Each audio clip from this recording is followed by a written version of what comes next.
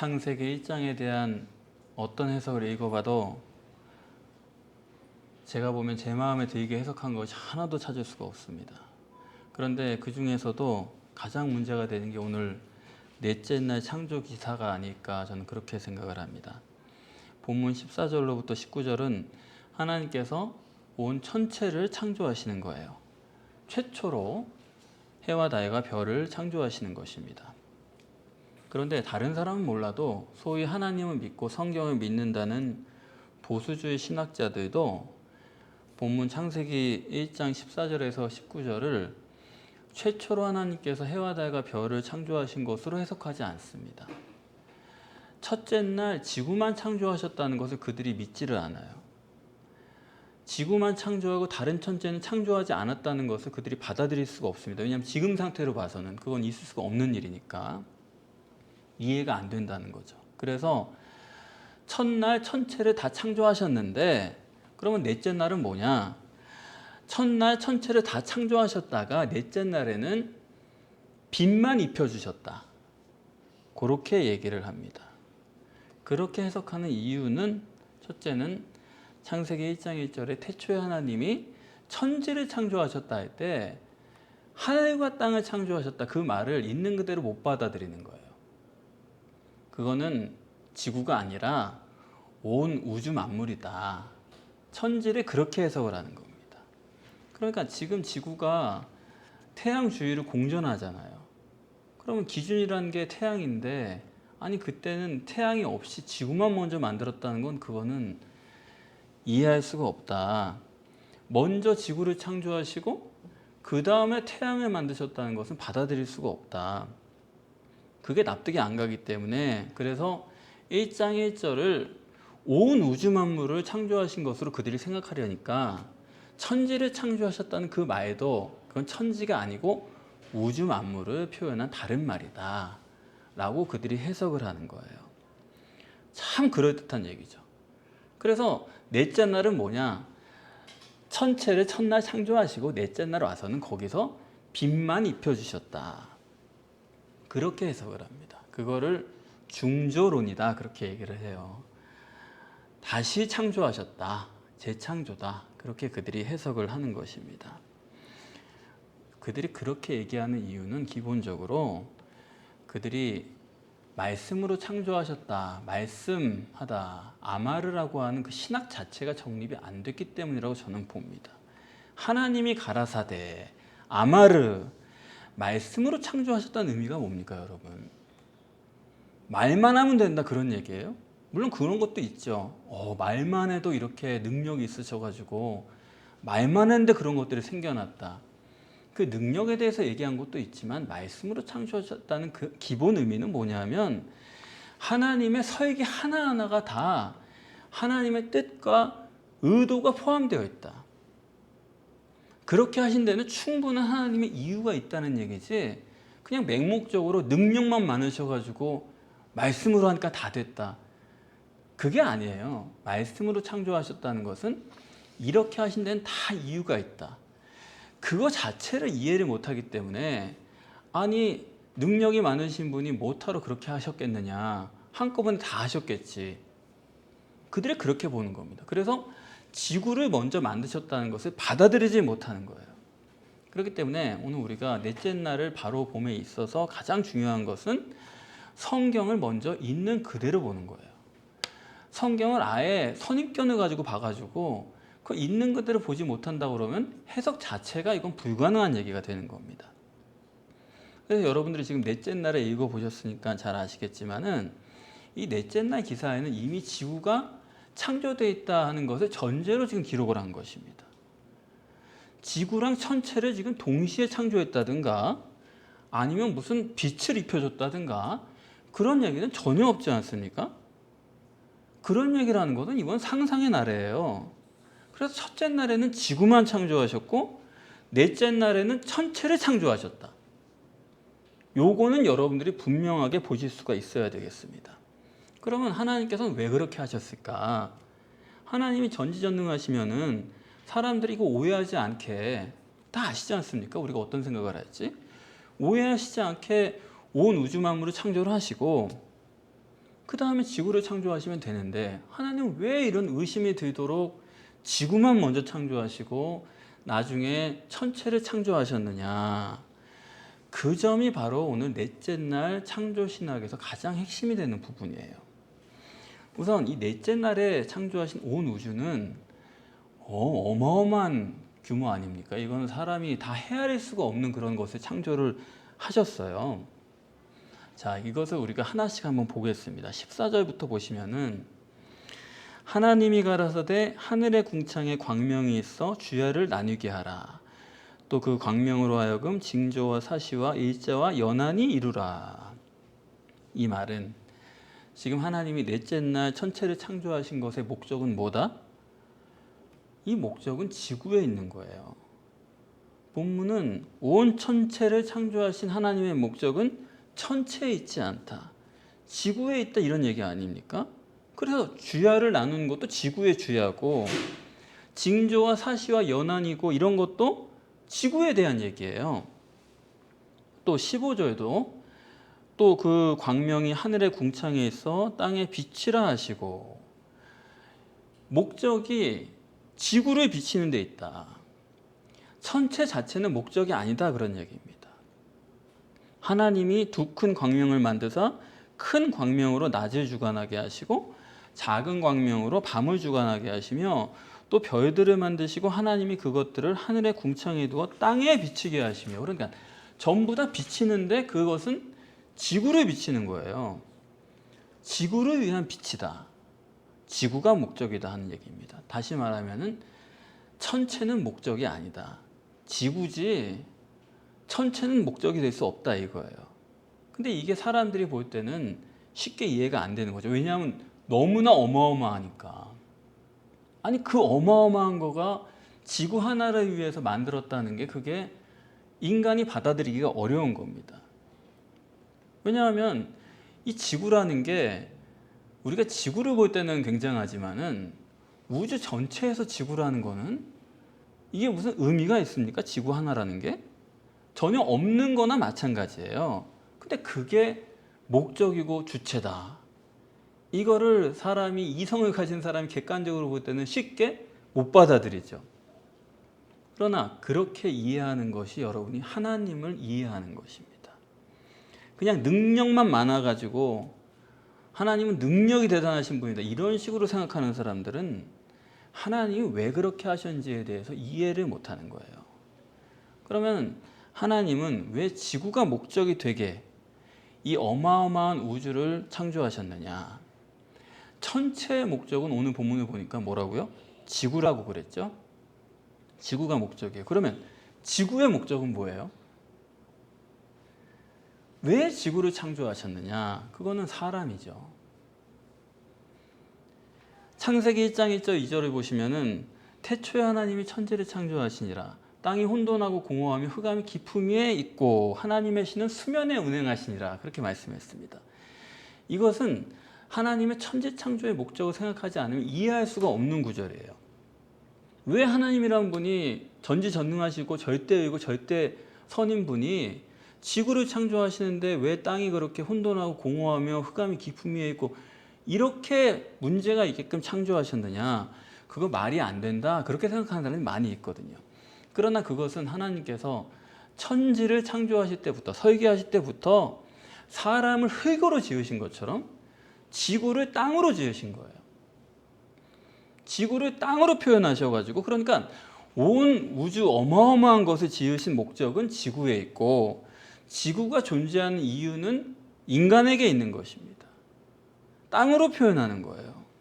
그래서 계시록 20장 11절에 보시면은 거기에 백보자 심판이 나오는데 백보자 심판부터는 땅과 하늘이 온데간데 없더라 그렇게 기록을 했습니다. 왜 그럴까? 백보자 심판 전까지는 육신을 입은 인간들이 등장을 해요. 그러니까 육신을 입은 사람들이 있는 동안에는 이 땅과 하늘이 필요한 거예요. 지구가 필요한 거예요. 그런데 백보자 심판 후부터는 그때부터는 육신을 입은 인간이 없거든요. 다 영혼으로 돌아갑니다. 그러니까 하나님께서는 즉각 땅과 하늘을 없애시는 거예요. 다시 말하면 이건 아주 일관된 겁니다. 창세기부터 계시록까지. 이 땅과 하늘이 있는 이 지구가 있는 이유는 육신의 인간을 위한 것이지 육신의 인간이 발을 딛고 살라고 있는 것이 그 외에는 전혀 목적이 다른 이유가 없어요.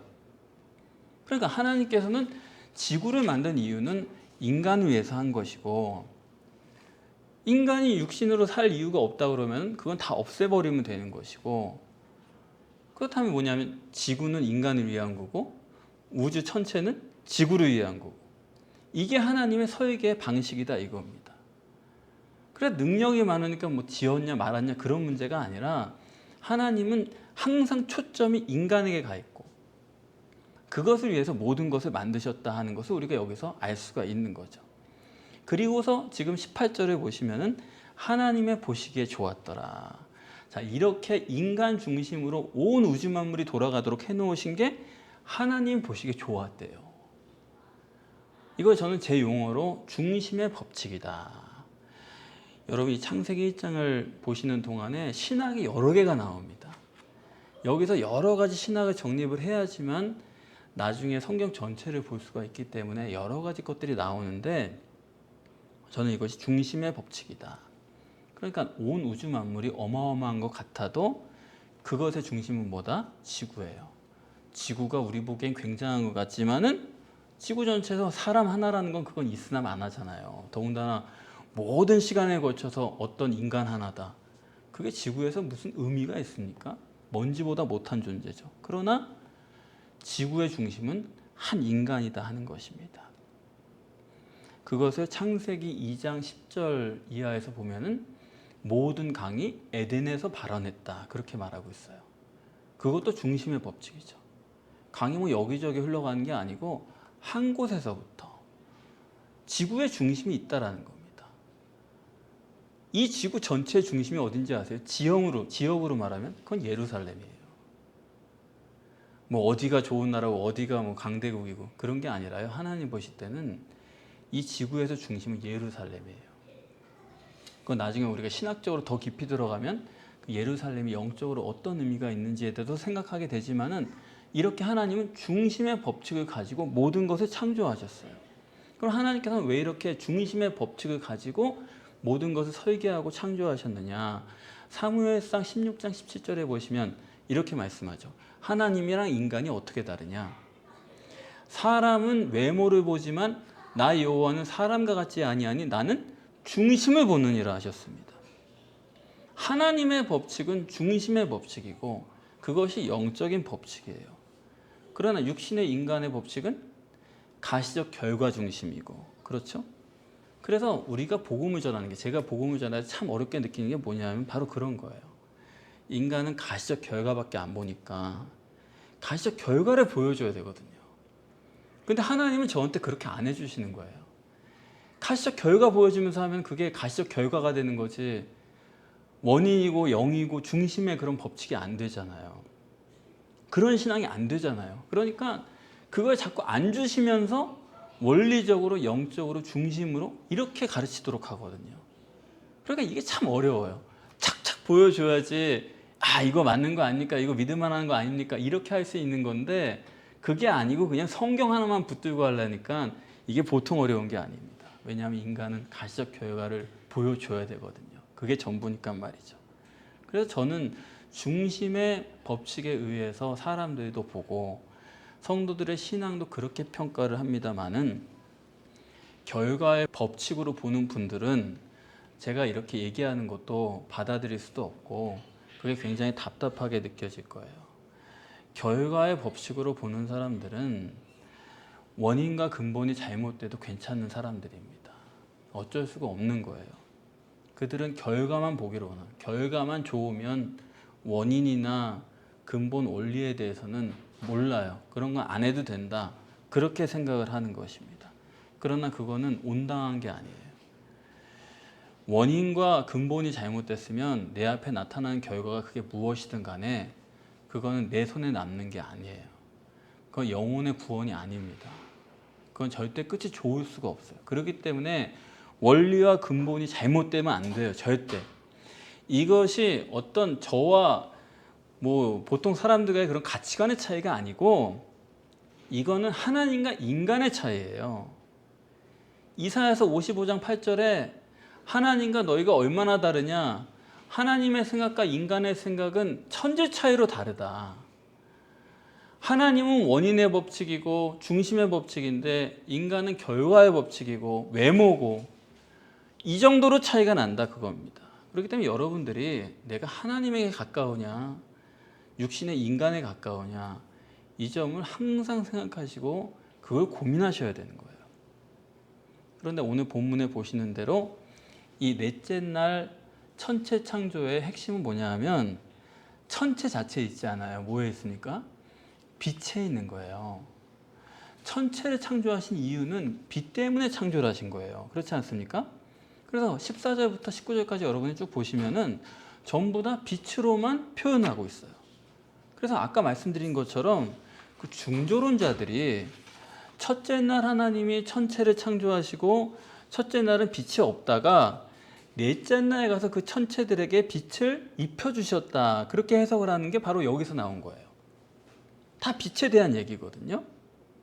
물론 그렇게 해석하는 것은 문제가 있습니다. 왜냐하면 첫째 날에 지구만 창조했든 천체를 다 창조했든 간에 1절 2절에서는 천지를 창조하셨다고 기록을 하고, 그리고 흑암이 깊음 위에 있다 이렇게 말씀을 하셨는데 3절에서 하나님이 가라사대 빛이 있으라 그랬습니다.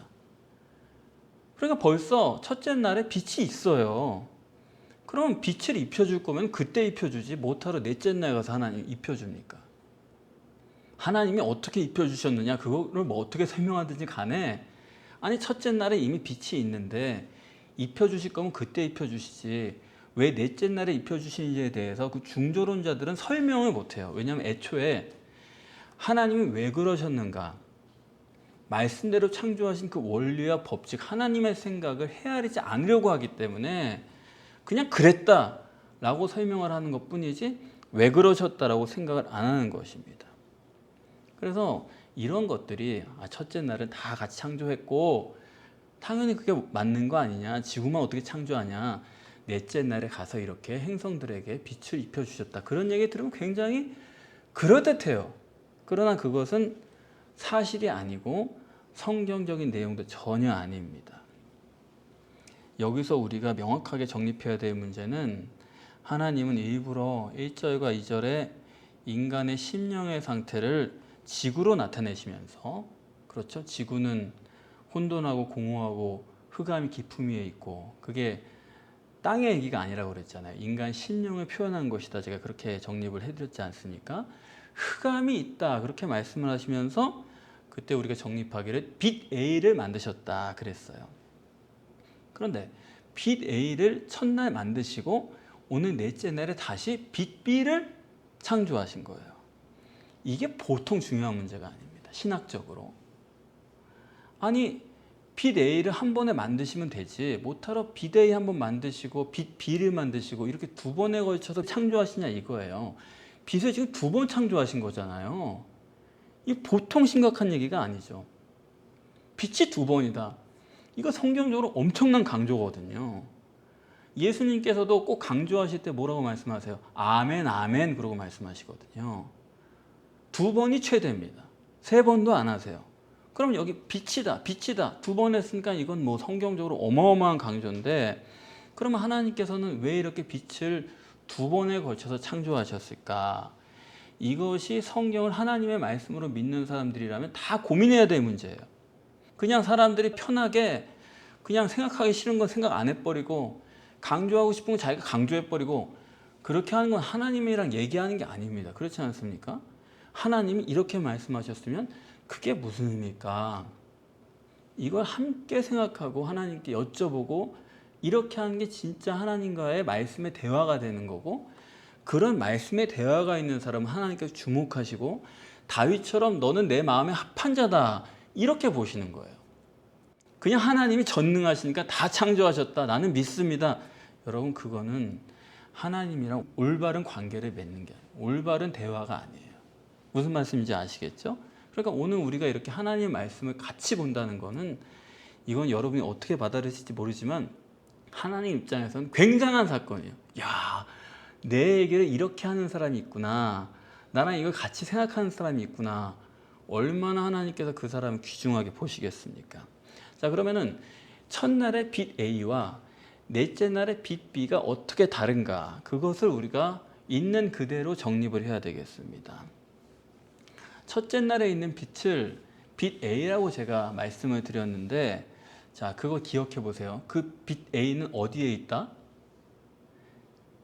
우주 안에 있어요? 우주 밖에 있어요? 빛 A는 우주 밖에 있는 거예요. 빛이 비추긴 비추는데 우주 안에는 없는 거예요. 그렇기 때문에 첫째 날에 빛 A가 어디 있다라는 표현을 전혀 안 합니다. 다시 말하면 그 빛 A는 비추긴 비추는데 그것이 우주 밖에 초월적인 세계에서부터 오는 빛이다. 그 말은 뭐냐 하면 지금처럼 행성이 비치는 빛이 아니라, 태양이 아니라 그 빛은 하나님께서 직접 비춰주시는 빛이다. 우리가 그렇게 해석할 수밖에 없게끔 하나님이 써놓으신 것입니다. 그래서 첫날 빛 A는 그 광원이 누구다? 하나님 자신이시다. 그리고 그 광원의 위치는 이 우주 밖에 초월에 계신 곳서부터 그 빛이 비춰오는 것이에요. 그리고 그것은 첫째 날부터 넷째 날까지만 쓰는 빛이에요. 그렇죠? 첫째 날 빛을 만들었지만 넷째 날부터는 그 빛이 필요가 없어요. 첫날, 둘째 날, 셋째 날까지만 필요한 빛이에요. 넷째 날부터는 빛 A가 필요가 없어요. 그러니까 빛 A라는 것은 임시적이고 일시적으로만 있는 빛입니다. 그러고서 오늘 14절로부터 19절에 빛 B가 있는데, 이 빛 B는 광원이 어디에 있어요? 우주 안에 있는 거죠. 광원 자체가 우주 안에 지금 있지 않습니까? 그리고 이 빛 B는 계시록에 말한 것처럼 땅과 하늘이 없어지기 전까지는 이 우주 안에 영원히 있는 거예요. 항상 있는 거죠. 그 빛은 없어지지 않아요. 우주가 다 사라질 때까지는. 우주가 존재하는 한 영원히 있는 빛, 그게 빛 B예요. 자, 그러면은 왜 하나님은 이렇게 나눠서 하셨을까?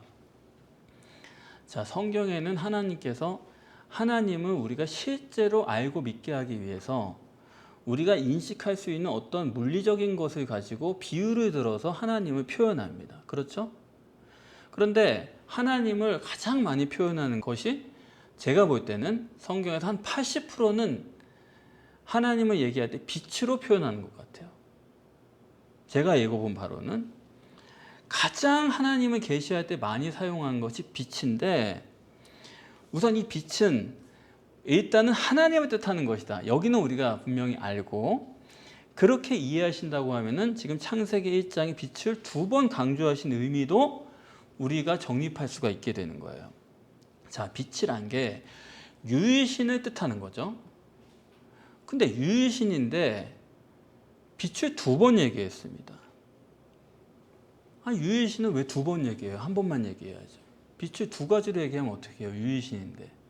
자, 그렇게 하신 이유는 뭐냐? 저는 이제 제 용어로 이거를 둘의 신학이다.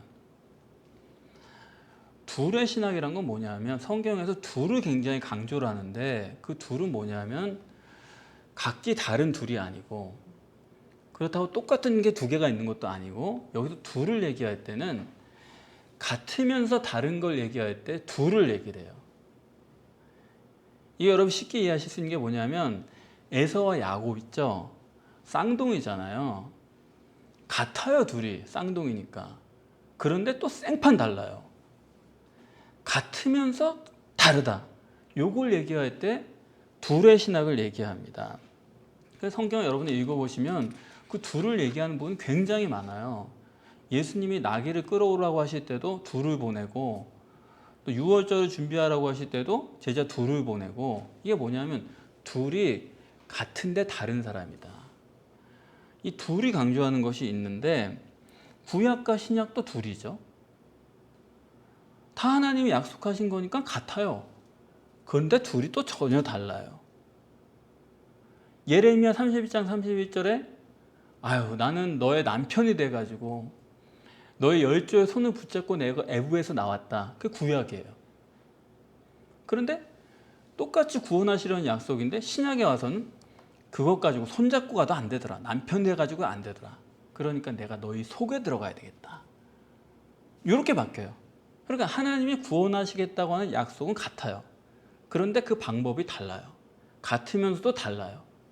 전혀 다른 거죠. 손잡고 가는 거랑 네 속에 들어가겠다는 거랑 구원은 구원이고 하나님은 하나님인데 둘이 완전 다른 거잖아요. 그러니까 완전히 다른 이 둘, 다시 말하면 빛도 빛 A가 있고 빛 B가 있어요. 그 둘이 똑같이 빛인데 또 생판 다르다 이겁니다. 빛 A는 우주 밖에 있고 임시적이고 빛 B는 같은 빛인데 우주 안에 있고 영원히 있어요. 이 빛이 계시하는 것은 하나님이신데 이 빛을 둘로 계시하는 가장 목적은 뭐냐면 핵심을 제가 말씀드리겠습니다. 빛이 왜 두 개냐? 뭘 얘기하자는 거냐? 성령이 있고 보혜사 성령이 있어요. 이 둘의 차이를 얘기하는 거예요. 두 하나님을 얘기하는 거예요. 성령이 있고 보혜사 성령이 있다. 자, 성령과 보혜사가 같아요, 달라요? 성령과 보혜사는 같은 분인데, 같은 성령인데 둘이 다른 거예요. 요한복음 14장 16절에 보시면은 이렇게 말합니다. 내가 아버지께 구하겠으니 또 다른 보혜사를 너희에게 주사. 자, 성령이 계시고 또 다른 보혜사래요. 다른 거 아닙니까? 그러면서 그가 영원히 너희와 함께 계시겠다. 그 다음에 뭐라고 말씀하시면 저는 진리의 영이다. 그러니까 성령과 보혜사는 다르지만 진리의 영이라는 데 있어서는 둘이 같아요. 하지만 달라요. 성령은 지금까지 밖에 있는 성령이 있었고 지금은 영원히 너희와 함께 계시겠다. 보혜사 성령이 다르다 이겁니다. 이 구절을 해석하는 사람들이 자꾸 예수님이 있고 보혜사 성령이 또 따로 있다. 예수님과 보혜사가 다르다. 이 둘을 비교하는데 그건 잘못된 해석이에요. 예수님은 여기서 성령에 대해서 얘기하시는 거고 성령이 있고 보혜사 성령이 따로 있다. 이걸 말씀하시는 거예요. 다시 말하면 내 손 붙잡고 가는 성령이 있는 거고 내 속에 들어오는 성령이 따로 있다 이겁니다. 이 성령의 변화 양상을 예수님께서 말씀을 하신 거예요. 다시 말하면 뭐가 다르냐? 우리 몸 밖에 계신 성령과 우리 몸 속에 들어오시는 성령, 이 두 분이 다르다. 그건 바로 빛 A와 빛 B가 다르게 설계된 이유입니다. 하나님이 천지를 창조하신 목적이 뭐예요? 인간을 구원하기 위해서죠. 인간을 구원해서 천국을 완성하시려는 거예요. 그러면 인간을 구원하시는데 어떻게 구원을 하세요? 하나님이 사람을 구원하시는 거는 야, 네가 노력하고 애쓰고 끊고 자르고 뭐 열심히 해가지고 의롭게 살고 그래가지고 구원받아라 그런 게 아니지 않습니까? 성경적 구원론이라는 것은 하나님이 누구를 구원하실 때 하나님이 직접 오셔가지고 나를 직접 구원해 주시는 거예요. 나와 직접 함께 하시는 거예요. 직접 역사하시는 건데 직접 역사하실 때 그렇게 하더라도 몸 밖에 계셔서는 안 돼요. 예레미야서 31장 31절처럼 몸 밖에 계시면서 내 손 붙잡고 가려고 했는데 안 되더라 이거예요. 왜냐하면 마음을 바꿔줘야 되니까. 마음을 내가 바꾸려고 해도 스스로 안 되니까 아예 하나님이 그 속에 쑥 들어가가지고 마음까지 바꿔버리겠다는 거거든요. 그러니까 이 둘이 완전히 다른 거죠. 너의 열조의 손을 잡고 내가 구원하려고 했는데 그거 실패했다. 아, 안 되겠다. 속으로 들어가야 되겠다. 그래서 하나님은 우리 심령의 구원, 영혼의 구원, 그 유일한 길은 단 하나밖에 없는 거죠. 하나님이 보혜사 성령으로 인간의 심령 속에 직접 들어오시는 것입니다. 그러니까 여러분들이 기도하실 때 어떤 삶의 문제라는 것들이 풀려요. 왜? 성령의 역사죠. 바깥에 계시면서 다 운행하시면서 다 하세요. 다 도와주세요. 역사하세요.